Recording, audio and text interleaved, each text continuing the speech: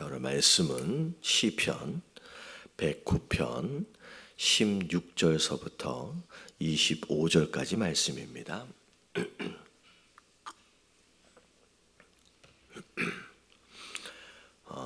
109편 16절서부터 25절까지 말씀 교독합니다. 그가 인자를 베풀 일을 생각하지 아니하고 가난하고 궁핍한 자와 마음이 상한 자를 핍박하여 죽이려 하였기 때문이다.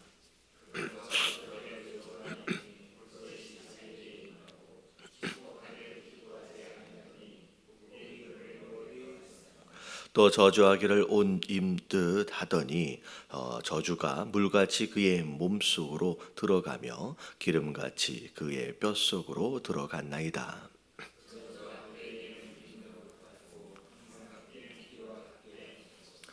이는 나의 대적들이 곧 내 영혼을 대적하여 악담하는 자들이 여호와께 받는 보응이니이다.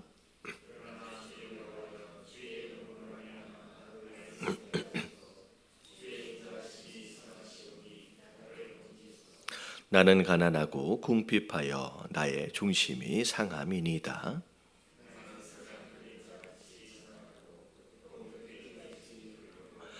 금식함으로 내 무릎이 흔들리고 내 육체는 수척하오며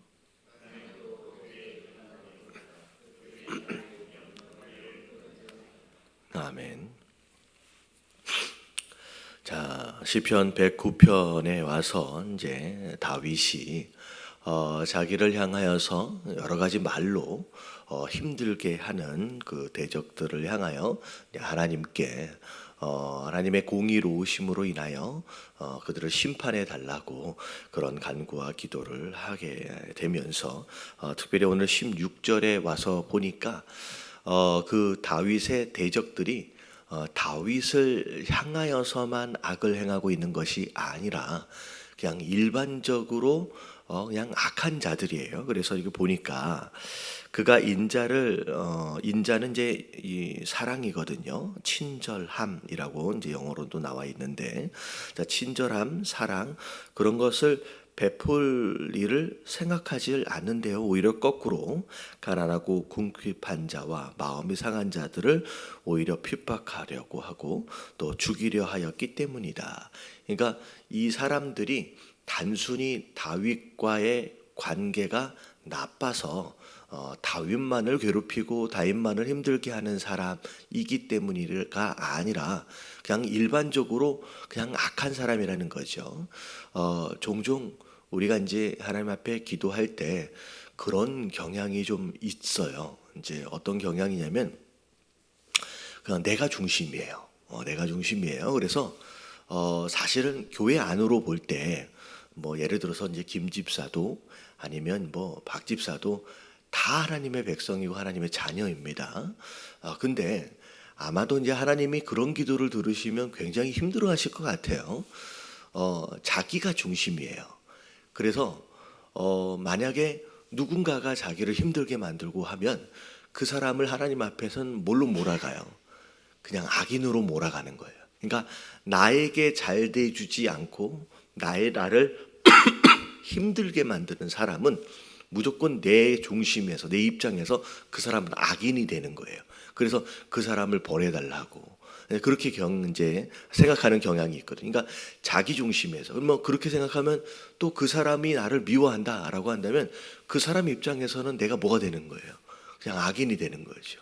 그래서 어떤 뭐랄까요? 정의, 공의, 정확한 기준 아래에서 어떤 누군가가 악인이냐 의인이냐라고 하는 것을 분별하는 개념이 아니라 그냥 나한테 잘해주면 의인이고요. 나한테 잘못하면 그냥 악인이 되는 거예요. 그래서 그 사람을 미워하고 그 사람한테 심판해달라고 기도하는 그런 경향이 있을 수 있는데, 여러분 그런 기도는 어떻게 보면 그런 관점에서 누군가를 평가하고 판단하는 것은 어찌 보면 성숙한 모습은 아니겠죠. 만약에 이제 다윗이 자기에게 힘들게 만들고 자기를 괴롭히는 자들은 무조건 악인이 되었다라고 한다면 그것도 좋은 이제 기준은 아닐 겁니다. 근데 이제 16절에 보니까 단순히 자기를 향하여 험담하고 어렵게 만드는 사람일 뿐만이 아니라 기본적으로 그냥 악한 사람이에요. 이렇게 보니까 16절에 가난하고 궁핍하고 마음이 상한 자들을 향하여서 하나같이 핍박하고 죽이려 하고 있는 그런 모습에 하나님 그런 악인입니다. 그냥 나한테만 잘해주지 않는 그런 사람의 종류가 아닌 진짜 악인입니다. 라고 지금 이야기를 하고 있는 거죠. 그래서 자, 오늘 첫 번째 이제 기도 제목이 뭐냐면 우리가 이걸 잘 알아야 돼요. 제가 전에 설교 때도 그런 말씀을 드렸잖아요. 누가 착한 사람이냐라고 했을 때 누가 착한 사람이라고 보통 생각해요. 나한테 잘해주는 사람이 착한 사람이고 나한테 좀 잘 안 해주는 것 같으면 그냥 나쁜 사람. 그러면 이런 식의 이기적 기준을 가지고 누군가를 판단하고 이제 평가하기보다는 정확한 나한테 잘해주든 잘 못해주든 상관이 없이 정확한 말씀의 기준을 가지고 분별할 줄 아는 그런 성도가 되어야 하는 줄로 믿습니다. 그래서 이기적인 기준을 가지고 다른 사람들을 판단하고 평가하지 않게 해달라고 여러분들 기도하시면 되고요. 자, 이 사람의 이제 특징이 보니까 자, 이 악인이에요. 자, 하나님으로부터 심판을 받아야 할 마땅한 사람의 이제 특징이 17절에 나오는데, 자, 이 사람은 뭐 하는 사람이냐? 자, 그는 뭐 하는 사람이래요? 저주하기를 좋아하는 사람이래요. 자, 이 사람이 이제 앞에서부터 시작할 때 다윗을 말로, 거짓말로, 모함함으로 힘들게 하는 사람이잖아요. 근데 이 사람의 입에는 뭐가 달려있냐면 저주가 달려있어요. 다른 사람이 잘못되기를 원하고 다른 사람을 욕하는 이런 이런 말들이 입에 이제 달려 있다는 거죠. 자, 그래서 그것이 그 자기에게 임하고 축복하기를 기뻐하지 아니하더니 복이 그를 멀리 떠났으며라고 나와 있어요. 물론 이게 이 다윗이 하나님께 올려드리는 기도의 내용이긴 하지만 이게 영적인 굉장히 중요한 영적인 원리라는 거죠. 자, 우리가 어떤 말을 하느냐에 따라서 그 말이 그 사람의 인생을 사로잡는다는 거예요. 그래서 말에 대한 중요성을 성경은 굉장히 많이 강조를 하는데 특별히 잠언에 보면 말에 대한 이야기가 굉장히 많이 나옵니다. 그래서 심지어 성경적인 원리로 볼 때 이 말은 우리의 인생을 움직여가는 운전대와 같다라고 말할 정도로 내가 어떤 말을 하느냐에 따라서 내 인생이 그렇게 되어져 간대요. 그래서 내가 말한 대로 이루어진다. 심지어 속담 안에서도 말이 씨가 된다라고 하는 이 표현 자체가 얼마나 이 말이 우리 삶에 미치는 영향이 얼마나 큰지에 대하여 지금 뭐 많이 반영하고 있는 것이죠.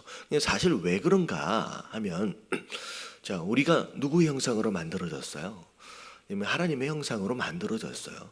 근데 하나님의 형상으로 만들어졌다라고 하는 것은 우리가 하나님을 그냥 물론 이제 죄인이기 때문에 많이 훼손되어지고 망가진 부분도 있지만 우리가 하나님을 닮은 자들이기 때문에 하나님의 많은 부분들을 닮았어요. 특별히 닮은 부분이 뭐냐면 하나님이 이 세상을 뭘로 창조하셨냐면 말로 창조하셨어요. 그래서 하나님의 말에는 창조의 능력이 있습니다. 그렇기 때문에 그 하나님을 닮은 존재로서 우리의 말에도 어마어마한 능력이 있다는 것이죠. 그래서 말을 하면 그 말 자체가 능력이 되고 권세가 되어져서 말한 대로 이루어지는 경우들이 많다는 거죠. 근데 자, 저주하기를 좋아하게 되면 어떤 일이 벌어지냐면 그것이 누구에게 임한대요? 자기에게 임한대요. 말을 한 그 사람에게 임한다는 거죠. 그리고 축복하기를 기뻐하지 않는다라고 한다면 복이 어떻게 된대요? 오히려 그 복이 그 사람에게서 떠난다는 거예요. 그러니까 내가 말을 한 그 말이 내 삶에 그대로 임한다라는 영적 원리를 다윗이 알고 지금 표현하는 거라는 거예요. 여러분 이걸 어떻게 보면 두 번째 표현을 거꾸로 얘기하면, 만약에 우리가 축복하기를 기뻐한다라고 한다면 내 축복을 듣는 그 사람도 축복을 받겠거니와, 거꾸로 어떻게 돼요? 그 축복을 기뻐하는 자에게 그 축복이 임한다라는 거죠.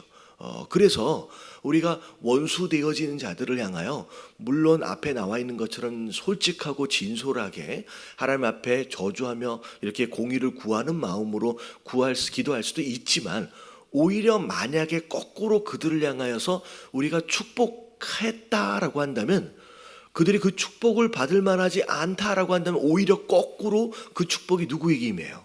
그럼 내게 임한다라는 거죠. 그래서 자, 오늘 이 말씀을 통하여 물론 마음에 저주하고 싶고 욕하고 싶은 마음이 있을지라도, 오히려 누군가를 향하여, 나를 괴롭히는 그 원수들을 향하여서라도 여러분 축복하심으로 말미암아 오히려 더 축복을 누릴 수 있는 우리가 되는 것이 오히려 더 지혜로운 것일 수 있다라는 거죠. 그래서 말이 얼마나 중요하냐, 내가 한 그 말이 내 인생을 사로잡는다라고 하는 것을 여러분 기억하시는 가운데, 저주하기보다는 오히려 축복으로 여러분 그것을 누리는 삶을 사시길 주님의 이름으로 축원합니다. 그러면서 자, 그 말이, 그 저주가 그 사람에게 임한다라고 하는 것을 18절에는 이렇게 또 표현을 했어요. 또 저주하기를 자, 옷을 입는 듯 했다라고 이제 이야기를 합니다. 자, 저주하기를 옷을 입는 듯. 그러더니만 저주가 물같이 그의 몸속으로 들어가고 기름같이 그의 뼛속까지 들어간대요. 그래서 어떤 말을 했느냐라고 하는 것으로 인하여 몸과 뼈까지 영향을 받는. 그래서 그 종종 말의 권세에 대해서 그런 예를 들어드릴 때가 있잖아요. 그 이렇게 식물들 키울 때 고구마 같은 거, 감자 같은 거 이렇게 병 위에다가 이렇게 꽂아놓고, 병이 아니라 그 컵 위에 이제 물에다 이렇게 담가놓고서 그런 실험을 실제로 이 설교를 듣고 어떤 성도가 집에 가서 해봤대요. 그래서 너무 놀라워서 그걸 어떻게 했냐면 비교적 비슷한 공간과 환경 가운데서 이것을 키울 때 한쪽에는 막 욕을 해주고 저주를 막 해주고, 어느 한쪽에서는 막 칭찬을 해주고 축복을 해줬대요. 그러고 나서 매일 아침마다 저녁마다 그렇게 해줘서 이 감자가 어떻게 자라는지를 봤더니, 저주를 하고 욕을 했던 그 감자는 별로 자라질 않고, 심지어 한쪽 귀퉁이에는 이 곰팡이가 쓸기 시작하더라는 거예요. 근데 칭찬을 해주고 축복을 해줬던 감자는 굉장히 잘 자라고 싱싱하게 자라는 모습을 보면서 너무 신기해가지고, 말이 어떻게 보면 이런 식물, 귀가 없는 이 식물에게까지 영향을 미치는구나 라고 하는 것을 깨달았다는 거죠. 심지어 이건 뭐 설교를 듣는 기독교인이 아닌 일본에서 그런 실험을 했어요. 똑같은 물을 갖다가 한쪽에는 저주를 하고 한쪽에는 축복을 해줬는데, 동일한 공간 안에서 얼음으로 올렸대요. 근데 얼음으로 얼려서 급속으로 얼려가지고 현미경으로 봤더니 축복을 해줬던 그 물은 이게 육각 모양이라 그러잖아요. 물 결정체가 굉장히 아름답게 수정처럼 그렇게 맺어지더라는 거예요. 근데 욕을 막 하고 저주를 했던 그 물은 결정체가 다 망가지고 심지어 시커멓게 변하더라는 거예요. 그 결정 자체가. 근데 이게 이제 과학적인 실험으로 나타난 건데, 사실 생각해 보자는 거예요. 우리의 몸에 몇 퍼센트가 물이에요? 네, 70% 이상이 물이에요. 다시 말하면 내가 말을 하면 사실은 그 말한 것을 가장 먼저 듣는 사람이 누구예요? 나 자신이라는 거예요. 그러면 내가 저주의 말을 내가 뱉어내는 순간 내가 가장 먼저 듣는다라고 한다면, 그것을 듣고 있는 최소한 내 안에 있는 70%의 물은 어떻게 되고 있는 거예요? 물 결정체가 깨어진다는 거예요.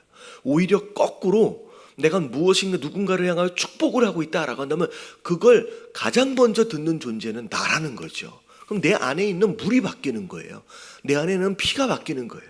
여러분, 그래서 여러분 건강하게 살길 원하신다라고 한다면 여러분 최소한 내가 혼자 하는 말이라도 여러분 축복의 말을 하시길 주님의 이름으로 축원합니다. 그럼 내가 뱉는 순간 내가 내 안에 있는 피가 일단 70% 이상이 바뀌고 있다는 거죠. 그래서 오늘 하루 살아가심에 있어서 아이고 뭐해서 죽겠다라고 하는 이야기로 자꾸 힘들어하지 마시고 오히려 나를 축복하시는 가운데 축복의 말들로 건강하게 살아갈 수 있는 저와 여러분들 되시길 주님의 이름으로 축원합니다. 심지어 운전하고 갈 때 누가 확 끼어들었어요. 굉장히 위험하게 운전을 한 거예요. 그래서 막 화가 나가지고 저 어떤 사람하고 막 안에서 욕을 했어요. 근데 사실은 난폭 운전한 그 사람은 내 욕을 들어요, 못 들어요? 못 들어요. 그냥 쌩하고 갔잖아요. 근데 그 욕을 듣는 사람은 누구예요? 내가 먼저 듣고요. 나랑 함께 하고 있는 내 가족이 그냥 듣는 거예요. 이 어리석은 이 모습이 어디 있겠느냐는 거죠. 그래서 오늘 우리의 말이 얼마나 중요한지 여러분 축복의 말로 나 육신, 나 자신을 건강하게 만들고 내 마음도 건강하게 만들고 여러분 축복이 가까워지는 그런 삶을 사는 것이 여러분 진짜 지혜로움이라는 거죠. 여러분 이거 하나만 알아도요. 여러분 어마어마한 걸 아는 거예요. 여러분 이런 영적 원리를 따라 사시길 주님의 이름으로 축원합니다. 자, 그래서 자 그게 물같이 몸에 임하고 심히 기름처럼 뼛속에까지 임한대요. 저주가 그에게 입은 옷 같아서 자, 항상 띠고 있는 띠같이 하게 하옵소서라고 이제 다윗이 또 기도하며 간구합니다. 자, 왜 이들로 하여금 이런 저주가 임해야 되느냐? 자, 이는 나의 대적들이 곤대 영혼을 대적하여 악담하는 자들이 자 여호와께 받는 봉이니라. 자, 그래서 저주하는 거, 자 말하는 거, 자 하나님이 그렇게 말하셨어요. 하나님 뭐라고 말씀하셨냐면 우리가 한 행동뿐만이 아니라 너희가 하는 말을 내가 지금 듣고 있고 내가 듣는 대로 내가 행하겠다라고 말씀하셨거든요. 그러니까 그 어떤 말을 했느냐에 따라서 하나님 반드시 보응하시겠다라고 말씀하시는 거예요. 자, 그러나 자 주 여호와여 주의 이름으로 말미암아 나에 대하여는 선대해 주시길 원합니다. 주의 인자하심 그 사랑으로 인하여서는 나를 인자하심이 선하시오니 나를 건져 주시길 원합니다라고 하면서 자 하나님의 구원하심과 하나님의 선대하심을 자 하나님 앞에 구하며 나아갑니다. 자 그러면서 자 22절에 보니까 자 하나님 응답하여 주시고 나를 구원하여 달라고 간구하는 가운데 22절부터 25절까지는 이런 얘기가 나와요. 자 나는 가난하대요. 궁핍하여 나의 중심이 많이 망가져 있대요. 나는 석양의 그림자 같대요. 점점점 어두워져 가잖아요. 그래서 또 메뚜기 같이 불려가오니 메뚜기는 바람에 따라 그냥 날아가는 존재들입니다. 그래서 그런 인생의 모습을 하나님 앞에 아뢰는 거예요. 자, 지금 24절에 보니까 지금 이 기도를 심지어 어떻게까지 하면서 기도하고 있느냐? 금식하며 기도해요. 금식하며 기도해요. 그리고 내 무릎이 흔들린대요. 제대로 서 있을 수자 없고요. 내 육체는 수척하여졌어요. 어찌 보면 괴롭게 하는 그 대적으로 인하여 마음이 굉장히 상해 있고 그리고 그것으로 인하여 하나님 앞에 매달리는 것으로 간절히 기도하는 것으로 말미암아 오히려 내 육신적으로 볼 때는 굉장히 수척하고 연약해진 상태예요. 자, 나는 또 그들의 비방거리가 되었고 그들이 나를 보며 머리를 흔드나이다. 여러분 이게 사실 이 모습 자체가 장차 오실 예수 그리스도의 모습을 예언적으로 표현한 것이기도 합니다. 그런 가운데 우리가 이제 이런 이 다윗의 고백들을 보면서 기도자가 갖춰야 할 굉장히 중요한 모습을 지금 여기서 나타내고 있어요. 자, 우리가 어제 살펴봤던 내용들 가운데 기도자가 갖춰야 할 굉장히 중요한 요소들 가운데 하나가 뭐냐면 진솔함과 솔직함이라고 한다면 어찌 보면 하나님 앞에서의 어떤 형식과 의식적인 그런 모습의 기도가 아니라 그냥 내 속에 있는 것까지를 다 하나님 앞에 드러낼 줄 아는 솔직함, 그게 이제 기도자가 갖춰야 할 중요한 요소라고 한다면, 자, 오늘 이제 이 내용들을 통하여 기도자가 갖춰야 할 중요한 요소들 가운데 하나가 뭐냐면 불쌍히 여김을 간구하는 거예요. 구하는 거예요. 하나님은 긍휼히 여기시는 분이거든요. 하나님은 인자하신 분이에요. 그래서 하나님께 기도하며 나아갈 때 기도자가 갖춰야 할 것이 뭐냐면 가난한 자의 마음이에요. 하나님, 나를 불쌍히 여겨달라라고 하나님 앞에 구하는 모습입니다. 어찌 보면 기도할 때 물론 그런 기도를 할 수 있습니다. 내가 하나님 앞에 행했던 그런 행위들, 내가 하나님 앞에 했던 그런 일들, 그래서 나름대로의 자기 의와 자기 공로를 가지고 나아갈 수도 있어요.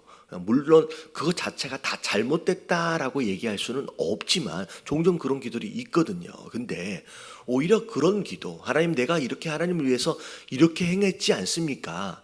내가 이런 일도 하지 않았습니까? 내가 하나님을 위해서 뭐 선교도 하고 뭐 전도도 하고 봉사도 하고 내가 얼마나 예배를 열심히 드렸는데, 자기 의와 자기 공로를 가지고 하나님 앞에 나아가는 것으로, 그러니까 하나님 이렇게 나를 도와주셔야 하는 것이 아닙니까? 라고 하는 그런 기도의 모습보다는 오히려 다윗처럼, 다윗이 하나님을 향하여 한 일들이 많이 있었죠. 그럼에도 불구하고 그것을 하나님 앞에 고백하기보다는 그냥 나는 하나님 불쌍한 자입니다, 하나님 나를 긍휼히 여기시고 나를 불쌍히 여겨달라고 그 긍휼하심을 구하며 나가는 모습이 어찌 보면 기도자로서 갖춰야 할 더 중요한 모습이 아니겠느냐라는 거죠. 여러분, 이게 기도자의 모습이에요. 그래서 종종 그렇게 시험 들어 있는 분들을 많이 봐요. 나름대로 교회도 열심히 다녔고요. 교회 안에서도 나름대로 헌신하고 수고하고 봉사했는데 갑자기 사업이 어려워졌어요. 갑자기 문제가 생긴 거예요. 그럴 때 하나님 앞에 나와서 어떤 기도가 되냐면, 하나님 왜 이러십니까? 내가 열심히 봉사도 했고 내가 열심히 헌신도 했고 제가 열심히 예배도 드렸고, 그러면 내가 다 잘 되어야 되는 것이 아닙니까? 라고 하는 자기 나름대로의 기준을 가지고 자기 공로와 자기 의의를 하나님 앞에 내세워 기도하는 경우들이 많다라는 거죠. 근데 종종 그렇게 기도하게 되면 결국 시험 드는 계기가 돼요. 그런 원리를 따라서 기도하게 되면 난 잘했는데 당연히 하나님, 나는 축복을 받을 만한 합당한 자라는 거죠. 내가 이렇게 했기 때문에. 근데 그런 모습의 기도이기보다는 오히려 하나님 앞에 긍휼을 구하며 하나님 불쌍히 여겨달라. 사실 하나님 앞에 불쌍히 여김을 받으면 그걸로 해결이 돼요. 다윗의 모든 기도의 내용들을 보면 그걸 붙잡고 가요. 하나님, 나를 불쌍히 여겨달라고. 우리가 하나님 앞에 불쌍히 여김을 받으면 그것으로 일단 해결이 돼요. 여러분, 그걸 붙잡는 게 굉장히 중요한 기도의 원리라는 거죠. 자, 제가 이제 이 말씀을 드리면 제가 종종 드리는 예가 있어요. 위험한 기도. 대표적인 기도가, 물론 해석적인 입장에서 목사님들마다 다르게 설명을 해드릴 수 있습니다. 근데 저는 이제 좋은 점도 있지만 위험한 부분을 좀 설명을 드리려고 하는데, 히스기야의 기도. 갑자기, 사실 잘했어요. 히스기야가 나름대로 열심히. 근데 갑자기 죽을 병에 걸렸어요. 그랬더니 선지자가 와서 하는 얘기가 뭐예요? 자, 이 병은 죽을 병이라는 거예요. 그래서 준비하라는 거예요. 이제 마무리를 준비하라는 거예요. 그랬을 때 히스기야가 벽을 보면서 기도합니다. 하나님, 살려달라고. 근데 그 기도의 내용을 쭉 들어보면 어떻게 나와 있냐면, 다윗처럼 불쌍히 여겨달라고의 기도가 아니라, 하나님, 내가 하나님 앞에서 행한 일을 보시옵소서. 행한 일을 보시옵소서. 뭐 그것 자체가 죄라고 얘기할 수는 없겠지만 자기의 공로와 의의를 하나님 앞에 내세우면서 기도해요. 근데 그게 과연 좋은 기도였을까? 아니면 합당치 못한 기도였을까라고 하는 것을 잘 들여다보면 그 이후에 이 히스기야의 행동을 보면 그게 온전하지 못했던 기도일 가능성이 높다라고 하는 것을 우리가 알 수가 있어요. 자, 무슨 일이 벌어지냐면 바벨론에서 사신이 왔는데 자기를 고쳐주신 하나님을 나타내고 영광을 돌리기보다는 뭘 드러내기 시작해요? 자기의 공로를 드러내기 시작해요. 그래서 자기 이스라엘에 있는 자기의 창고문을 다 열어가지고 내가 얼마나 강한 자인지, 내가 얼마나 좋은 왕이고, 내가 얼마나 강한 왕인지를 그 사람에게 자기를 자랑하기 시작합니다. 어찌 보면 자기의 공로를 하나님 앞에 내세운 기도의 그 모습이 그대로 삶의 모습으로 반영되어져요. 그러니까 자기의 공로를 드러내기 시작, 자기를 자랑해요. 사실은 하나님을 자랑했어야 되는데 자기를 고치신 분이 누구예요? 하나님이잖아요. 그래서 그걸 드러내기 시작해요. 그랬더니 이 선지자가 와가지고 책망을 합니다. 왜 그렇게 하나님을 드러내지 않습니까? 그래서 무슨 얘기를 해요? 당신이 창고문을 열어서 보여준 그 모든 것이 어떻게 된대요? 고스란히 바벨론으로 다 옮겨지게 될 거래요. 다 빼앗김을 받게 될 거래요. 그랬더니 그 히스기야가 그 선지자를 향하여서 내가 좀 잘못했구나. 내가 지금 실수했구나. 내가 교만해졌구나. 내가 이러면 안 되는 건데, 내가 자랑하면 안 되는데 라고 회개하고 돌이키기보다는, 성경을 보면 뭐라고 나와 있냐면 돌이키기보다는 오히려 하나님의 의로우시라는 거예요. 그래서 내 시대에, 내 대에 그런 일이 벌어지지 않으면 오히려 하나님은 선하시기 때문에 그대로 이루어지기를 원한다라고 오히려 아주 선지자 앞에서 배짱을 부려버립니다. 성경을 잘 들여다보면 그 안에 겸손함이 없어요. 회개가 없고 선지자 앞에서 그래요? 어차피 내 세대에서 이루어지지 않으면 어차피 하나님은 의로우시니까 그대로 되어지는 게 맞습니다라고 아주 배짱을 부립니다. 그리고 나서의 삶을 보면 그다지 온전하지 않아요. 나중에 보면 히스기야 다음에 누가 왕이 되냐면 그의 아들 므낫세가 왕이 돼요. 여러분, 이 므낫세가 몇 살의 왕이 되냐면 불과 4살인가 5살의 왕이 됩니다. 그러면 이 내용을 보면 4살이나 5살의 왕이 됐다라고 한다면 히스기야가 생명 연장을 받고 난 뒤에 낳은 아들이에요. 그 므낫세가 유다의 왕들 가운데 가장 탑이에요. 가장 악한 왕으로 등급을 해요. 그러니까 어찌 보면 어떻게 보면 15년 생명 연장을 받은 게 과연 그에게 있어서 축복이었느냐? 오히려 하나님께 영광을 나타내지 못하고 유다의 가장 악한 왕을 낳는 바로 그런 시기가 되어버렸다는 거죠. 그런 삶이 되어버렸다는 거예요. 그래서 여러분, 얼마나 우리의 기도의 방향성이 중요하느냐, 자기의 공로와 자기의 의를 내세워서 기도하는 것이 얼마나 위험한 것인지 내 자랑으로 가는 거예요. 여러분, 이 말씀을 보면서 하나님, 내가 무엇인가를 한 것이 있을 수 있어요. 하지만 그게 하나님이 우리에게 허락하신 은혜에 비할 때 아무것도 아니에요. 그냥 기도할 때는 하나님, 나를 불쌍히 여겨달라고.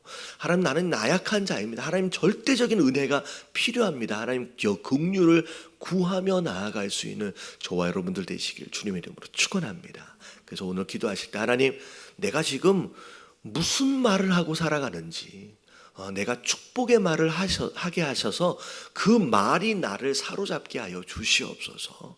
그리고 하나님, 내가 하나님 앞에 기도할 때 철저하게 겸손하게 하나님의 의를 구하며 내 공로가 아니라 불쌍히 여겨달라고 긍휼을 구하며 겸손하게 기도할 수 있는 자가 오늘도 되게 해달라고 우리 다 같이 주님 한번 부르짖고 통성으로 기도하며 오늘 하루 시작하도록 하겠습니다. 자, 다 같이 기도합니다. 시작. 주님,